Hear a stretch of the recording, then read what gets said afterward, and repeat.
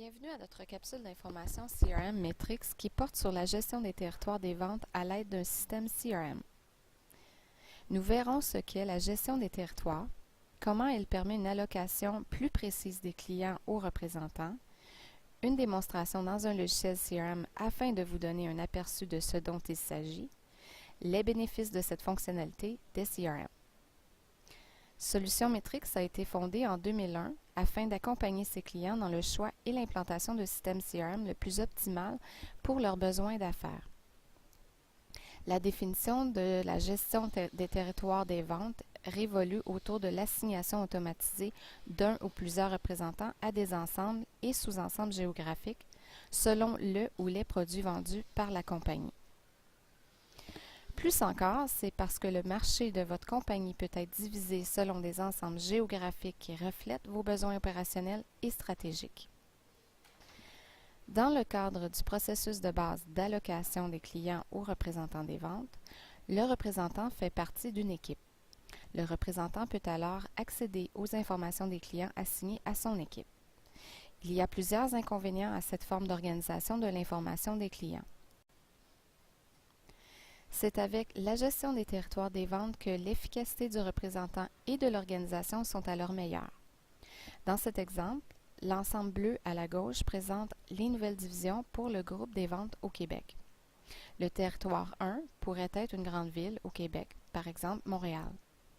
Le représentant A, dans ce cas, serait le représentant des ventes pour Montréal au Québec. Sa liste de clients signés reflèterait ceci. Jetons un coup d'œil au CRM pour voir comment ceci est utilisé au quotidien.